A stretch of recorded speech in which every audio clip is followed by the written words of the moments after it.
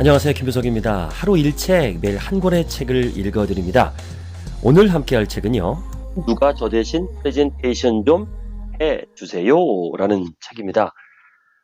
입찰 PT, 경쟁 PT를 대행하는 두 친구가 공저를 했어요. 꼭 그 경쟁 PT, 입찰 PT를 하지 않는 분이라 하더라도 그들의 프레젠테이션을 배운다면 도움이 되겠죠. 또 이 두 사람, 박서윤, 최홍석 두 저자는 또 제 제자이기도 합니다. 둘 다 제가 운영하는 강사 과정, 또 제가 운영하는 쇼스 과정을 나온 친구인데, 제가 직접 지도해서 그런 게 아니라 원래 실력이 있는 친구들이에요. 더 배우려고 왔어요. 그만큼 기본기가 있었고, 또 제가 코칭을 했더니 더 좋아졌고, 저 말고도 더 많은 연구와 입찰 경력에 의해서 고수가 된 두 분입니다. 박서윤님은 경희대학교 신문방송학과를 졸업하고 방송국 아나운서로 활동을 하다가 스피치 능력을 인정받아서 아워홈 1호 프레젠터로 입사를 합니다. 직접 스토리를 기획하고 발표를 담당해서 한 해에 100여 건의 입찰 프레젠테이션을 진행을 했죠. 현재는 이기름 PT 공동대표로 다양한 기업과 공공기관에서 전문 프레젠터, 컨설턴트, 강사로 활발하게 활동을 하고 있습니다. 현재 오산대학교 문화관광 이벤트학과 외래 교수로 프레젠테이션 강의를 하고 있고요. 공저인 최웅석은 처음에 내성적인 성격을 바꾸려고 용기를 내서 직접 마이크를 잡은 게 이제 평생 업이 됐습니다. 영업사원, 쇼스, 세일즈 전문 강사, 입찰 프레젠터로 일하면서 이겨야만 살아남는 현장의 최접점에 있었죠. 11년 동안 입찰, 경쟁, 수주, 제안 프레젠테이션에서 본인 때문에 고배를 마신 분들께 죄송하다는 말씀 전하면서 이태원 선물하고 싶다. 실패도 많이 했겠죠. 노하우들. 걱정되는 거는, 야, 이걸 다 오픈하면 어떡하나. 좀, 보면은 좀 숨겨놔야 될 것도 있는데, 다 오픈했어요, 다. 그냥. 이 두 친구의 강의, 평소에 스터디 모임에서 봤는데요. 심지어는 제가 알려준 것까지 다 오픈했어요. 뭐 상관없습니다. 어차피 오픈하라고 준 거니까. 그래서 아낌없이 오픈하는 책입니다. 1부는 이기는 PT에는 전략이 있다. 2부는 이기는 PT에는 키맨을 사로잡는 화법이 있다. 3부에는 이기는 PT에는 돌발 상황 대처법이 있다. 4부는요. 이기는 PT에는 시크릿 노하우가 있다. 이렇게 구성이 되어 있습니다. 이기는 PT는 전략이 있다. 준비가 물론 필요합니다. 연애를 할 때도요. 내가 어떤 남자와 사랑을 나누고 싶다 했으면 무턱대고 가는 게 아니라 그 사람을 분석하잖아요. 어디서 만날 것인가, 뭘 할 것인가. 이렇게 계획을 하는 사람과 무턱대고 만나서 뭐 할까요? 물어보는 사람. 어떤 사람과 데이트하고 싶으세요? 똑같아요. PT도 똑같습니다. 전략을 세워야 돼요. 그래서 3P라 그러는데요. 사람, people, 누구한테 할 것인가. 그리고 purpose, 무슨 목적으로 할 것인가. 그리고 place, 어디 할 것인가. 이거에 대해서 달라지죠. 무엇보다 중요한 건 키맨이잖아요. people 중에 가장 중요한 게 키맨이죠. 열쇠를 쥐고 있는 사람이죠. 원래 이 단어는 세계 최고의 자동차 세일즈맨으로 기네스 기록까지 세운 조 지라디에 져서 누구에게나 최고의 하루가 있다. 2012년에 김명철 님이 번역했는데요. 처음 소개되었습니다. 미국의 자동차 판매량으로 15년간 13,000대 이상의 자동차를 판매했어요. 13,000대면 매일 2대에서 3대 정도를, 2대에서 석 대 정도를 팔아주는 숫자입니다. 35살까지 실패한 인생을 살았고요. 고등학교 중퇴학력이 전부인 조지라드는 식당 접시 닦기나 공사일을 하면서 생활했습니다. 40여 개의 직장을 전전했고요. 그러다가 최불의 입사를 합니다. 처음부터 영업사원을 잘한 건 아니고요. 10만 달러짜리 고급 승용차를 계약하는 고객 계약을 직전에 놓친 적도 있고요. 이유가 궁금해서 계약을 취소한 고객에게 전화해서 진심으로 이유를 물었습니다. 고객의 대답은 예상 밖이었어요. 우리 아들이 미시간 대학교의 의과대학에 우수한 성적으로 들어가게 되었다라는 말을 했는데요. 지라드가 별 반응을 하지 않았다는 거예요. 자동차만 팔려고 하는 장사꾼 같아서 싫었다는 겁니다. 키맨 파악에 실패한 사례라고 볼 수 있죠. 의과대학에 들어갔다고 했을 때 자기 아들이 들어간 것처럼 좋아하는 모습을 보여줬다면 키맨의 마음을 사로잡을 수 있었을 거죠. 이처럼 키맨의 성향을 정확하게 파악하는 일은 세일즈뿐만 아니라 입찰 PT도 중요합니다. 키맨이 누군가를 빨리 파악해야 되죠. 키맨은 심사위원으로 들어온 사람들 가운데 보통 취급이 가장 높은 사람입니다. 아무래도 좌석에 가운데 자리에 앉아있죠. 키맨을 파악하는 것이 PT의 핵심입니다. 아무리 심사위원 9명의 마음을 움직였다 하더라도 한 명의 키맨이 별로라는 반응을 보이면 입찰은 안 되기 때문이죠. 이번에는 비주얼 체크리스트라는 부분인데요. 설득의 전투에서 살아남는 무기 S라인 보이스라는 글이 있네요. 매력적인 S라인의 몸매처럼 목소리에도 S라인이 있습니다.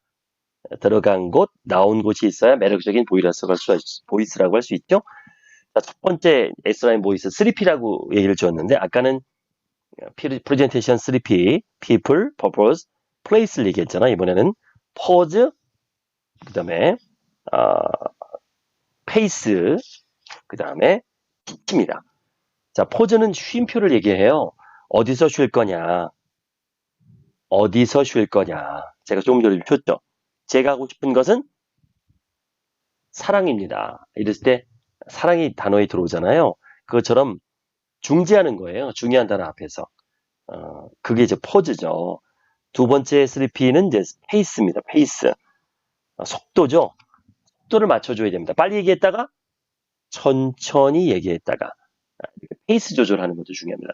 굉장히 긴박한 상황, 몰아칠 때는 빨리 얘기하고 차분하게 검토할 때는 천천히 이야기하는 거, 페이스죠. 그 다음에 피치입니다. 피치. 오락실에서 비행기 게임을 할 때 한 번씩 총을 쏘다가 중요한 순간에 3번 정도 사용할 수 있는 폭탄을 던지잖아요. 그런 거예요.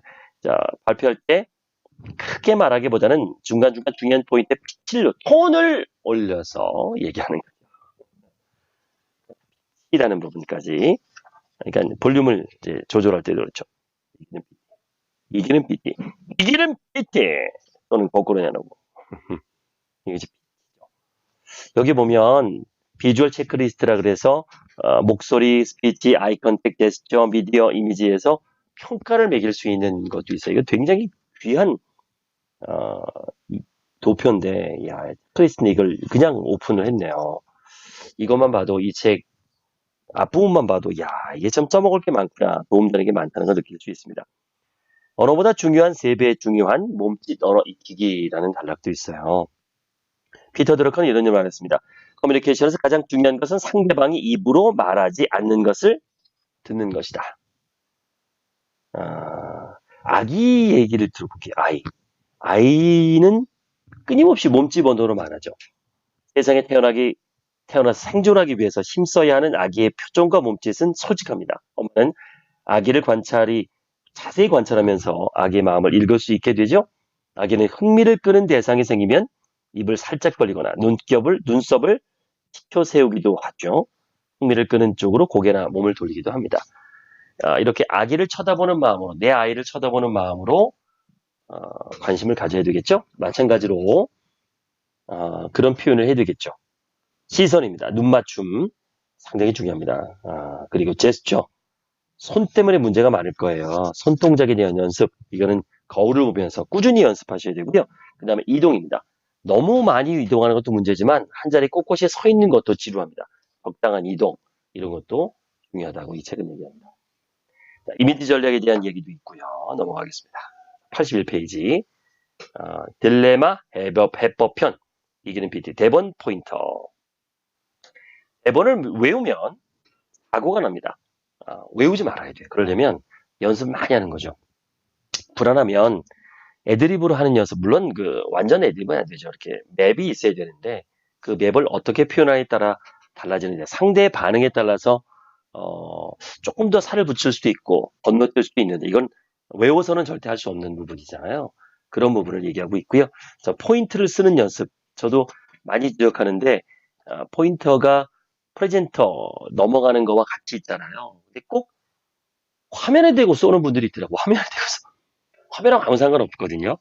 너무 쏘는 아마추어 같은 티 내게 돼요. 그런 부분까지 우리가 철저히 한번 점검해 볼 필요가 있습니다. 누가 저 대신 프레젠테이션 좀 해주세요. 소개해드리고 있습니다. 누가 저 대신 프레젠테이션 좀 해주세요. 소개해드리고 있습니다. 두 번째 시간이죠. 2부 소개합니다. 이기는 PT에는 키맨을 사로잡는 화법이 있다. 프레젠테이션 성공을 결정하는 1분. 주디 갈런드가 이런 말을 했습니다. 첫인상은 누구도 두 번 줄 수 없다. 그러나 첫인상의 위력은 의외로 막강하다. 초반의 1분이 성공을 좌우하죠. 1분에 많은 에너지를 쏟아야 됩니다. 초반 1분 동안 청중을 내 편으로 만들지 못한다면 발표 시간 내내 청중에게 끌려다니게 되죠. 초반 1분은 잃을 수도 있고 얻을 수도 있는 시간입니다. 마지막보다 처음이 중요하죠. 프레젠테이션의 성공력을 높이는 1분 어떻게 만들어질까요? 나의 프레젠테이션은 3막으로 구성된 명작 오페라입니다. 오늘 아침 여러분에게 보여드릴 놀라운 것을 준비했습니다. 모든 고전 명작이 그러하듯이 오늘 저의 프레젠테이션 또한 3막으로 구성했습니다. 자, 무엇부터 시작할까요? 제1막, 아이백입니다. 청바지의 작은 호주머니에서 아이패드 나노를 꺼내죠. 청바지의 작은 호주머니는 무엇에 쓰이는지 이제 알게 됐습니다. 평범한 노란 소리봉투 속에 맥북 에어를 꺼내면서 오늘 무언가가 있습니다. 뭔지 알겠죠? 예. 스티브 잡스의 PT입니다. 자, 보통 이렇게 하죠. 오늘 바쁘신데 와주셔서 감사합니다. 혹은 좋은 날씨입니다. 오늘 제가 말씀드린 것은 바로 이겁니다. 이런 오프닝. 아니, 뭐 스탠다드하죠. 나쁘지 않습니다. 하지만 상투적이야, 뻔해 이런 느낌이 들죠. 훅하게 만들 수 있는 오프닝은 주로 흥미로운 이야기, 논란을 일으키는 사건, 통계, 조사 결과, 폭로성, 스토리 등 있죠. 스티브 잡스는 이런 말을 했습니다. 오늘 우리는 함께 새로운 역사를 만들 것입니다. 오늘은 제가 2년 반 동안 기대해온 날입니다. 오늘 여러분은 하필 놀라운 명작 오페라를 볼 것입니다. 그리고 청중을 제압할 수 있는 강렬한 오프닝을 사용하게 되죠. 여기서 이제 성공 케이스가 노란색 넥타이, 노란색 행거치프, 스카프, 노란색 재킷, 노란색 스커트, 블라우스 이렇게 한 기업의 노란색 BI 컬러를 맞춘 거예요. 프레젠테이션 팀이. 이런 모습을 딱 보자마자 웃기 시작한 거죠. 클라이언트 회사는 그런 에피소드들이 여기 또 있네요. 자, 결론부터 말하자면 이라는 제목이에요. 93페이지. 현대인은 바쁘죠? 심사위원은 더 바빠요. 바쁜 시간을 쪼개서 많은 양의 발표 자료를 다 읽는 것을 대신해서 핵심만 듣고 싶어 합니다. 그래서 결론부터 말해주세요. 결론부터 말하자면 그런 이야기를 많이 하죠. 그래서 항상 저도 좀 핵심, 연역적으로 얘기하라라는 얘기를 많이 합니다. 세 가지 기억을 기억해라. 이 정리를 잘했어요. 세 가지, 저도 이게 궁금했는데요. 세 가지 기억을 기억해라. 궁금하게 하라. 궁금하게 하라. 궁금하게 하라. 그리고 두 번째는 공감하게 하라. 공감하게 하라. 또 세 번째는 공포를 느끼게 하라. 이 세 가지가 오프닝에 가장 중요한 것 같아요. 홈토핑이 잘하는 거죠. 궁금하게 하고 공감하게 하고 공포를 느끼게 해주는 거. 갈등을 일으켜주는 거라 저는 강의한테 표현하는데 맞습니다. 세 가지를 앞부분에 전달해 주는 것이 상당히 중요하죠. 청중의 니즈를 살리는 네이밍이란 정보는 전달되고 스토리는 기억에 남는다. 기억에 남게 하자는 거죠. 김춘수의 꽃이라는 유명한 시 한번 읽어볼까요? 내가 그의 이름을 불러주기 전에는 다만 하나의 몸짓에 지나지 않았다. 내가 그의 이름을 불러주었을 때 그는 나에게로 와서 꽃이 됐다. 내가 그의 이름을 불러준 것처럼 나의 이 빛깔과 향기에 알맞은 누가 나의 이름을 불러다오. 자, 중요하고요. 우리들은 모두 무엇이 되고 싶다. 너는 나에게, 나는 너에게 잊혀지지 않는 하나의 눈짓이 되고 싶다. 이야, 좋죠. 이제 네이밍이죠. 이게 기억하고 있는 것. 기억해 줄까요? 네이밍은 이름을 짓는 것이지만 단순한 호칭과 지칭 이상의 의미를 갖습니다. 서점에서 책을 고를 때 보통 마음에 들거나 끌리는 제목을 찾죠. 제목 때문에 팔린 책들도 많습니다. 다양한 물건이나 상품이 제목, 네이밍 때문에 선택되기도 하고 거절되기도 합니다. 프레젠테이션은 전체 제목과 소제목을 지을 때 읽는 사람이 무엇을 원하는지 고민해야 됩니다. 모든 사람에게 필요한 상품이 아니라 바로 당신에게 필요하다는 점을 어필하기 위해서는요. 타깃이 분명한 제목을 지어야 됩니다. 거기에는 이제 호기심과 기대감이 느껴져야 되고요. 자, 귀사 홈페이지에 편리한 기능을 제안합니다. 라는 제목을 볼까요? 듣고 싶은 호기심이 생길까요? 평양이 느껴지죠. 방문자를 단숨에 구매자로 바꿀 수 있는 홈페이지 제작 제안이라는 제목은 어떨까요? 예, 뭔가 기대감이 있지 않습니까? 과거 24개 회사의 매출을 31% 향상시키는 비법. 이것도 뭔가 숫자가 들어가니까 믿음이 가지 않습니까? 이런 것들을 이야기하는 겁니다. 스토리텔링 프레젠테이션의 8가지 액션 이 아이디어. 자세한 건 이 책을 사서 보시면 돼요. 저는 소개하는 거니까. 막 읽고 싶은 생각이 들지 않습니까? 이 자세한 얘기들을 책을 보시면 됩니다. 8가지 액션 아이디어. 제목만 좀 말씀드릴까요?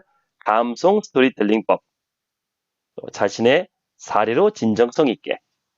남의 얘기보다, 들은 얘기보다 내 얘기가 좋잖아요. 그리고 문제 책을 제시하는 스토리텔링. 해결이 있어야죠. 드라마를 왜 볼까요? 갈등만 있어가 아니죠. 그 갈등이 해소되고 해결되기 때문에 드라마를 보죠. 그래서 그 문제 해결이 들어야 돼요. 가상현실을 경험하게 하는 스토리텔링. 약속하는 스토리텔링. 간혹 간병인이 환자의 빠른 회복을 돕겠다며 뼈에는 약보다 돼지 감자가 좋다더라라는 얘기로 의료진을 힘들게 한 경우가 있었죠. 저희 업체의 1원칙은 병원의 수칙을 준수하는 것입니다. 의료진이 환자의 회복을 돕는데 어긋나는 행동을 하지 않겠습니다. 간병인 PT의 약속이죠. 그리고 숫자로 말하기. 2022년 월드컵 개최지를 선정하는 프레젠테이션. 한국도 20년 만에 두 번째 월드컵 개최를 목표로 참가했지만 탈락했습니다. 연평도 포격 사건을 오프닝 멘트로 내세우며 세계 평화에 기여할 수 있다는 제안은 무겁고 정치적이었습니다. 강치배 씨는 한국의 프레젠테이션에 대해서 냉혹하게 평가했어요. 월드컵 개최지로 경합을 벌여 미국과 한국, 일본을 제치고 선정된 나라는 바로 카타르입니다. 이름도 생소한 카타르가 2022년도 월드컵 개최지로 선정되었습니다. 그 PT 유명합니다. 숫자로 있거든요. 여기는 0, 51, 113, 11,473, 92만 8,635. 이게 처음 멘트였어요. 처음 숫자였어요. 하나씩 풀어볼까? 0.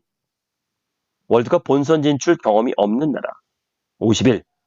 섭씨 51도로 대회 기간 최고 기온이 가장 높은 나라. 51도. 113. 피파 랭킹 113위. 역대 개최국 중 최하위 국가.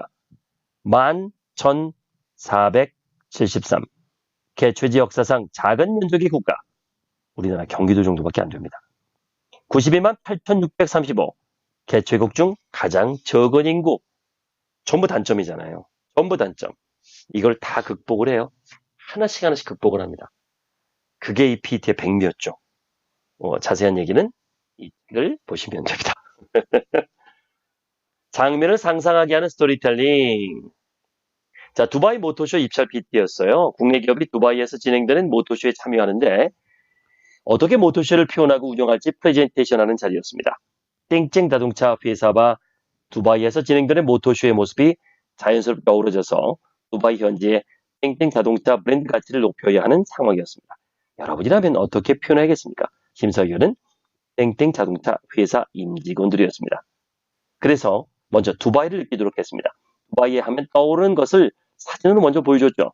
작은 폭우에서 혁신을 디자인한 도시 국가인 두바이의 모습 중에 화려한 건물, 바람이 만들어낸 사막의 아름다운 곡선, 그리고 도심을 흐르는 두바이 강의 모습을 그대로 전시장에 디자인으로 옮겼죠. 모토쇼 땡땡 자동차 전시장에 들어온 관람객들이 두바이의 아름다운 풍경과 땡땡 자동차가 잘 어우러져 있는 장면을 보고 두바이에서 땡땡 자동차가 달리는 모습을 상상하도록 만들었습니다. 거기다가 바닥에는 카펫을 갈아서 카펫이 유명한 두바이를 그대로 느낄 수 있겠습니다.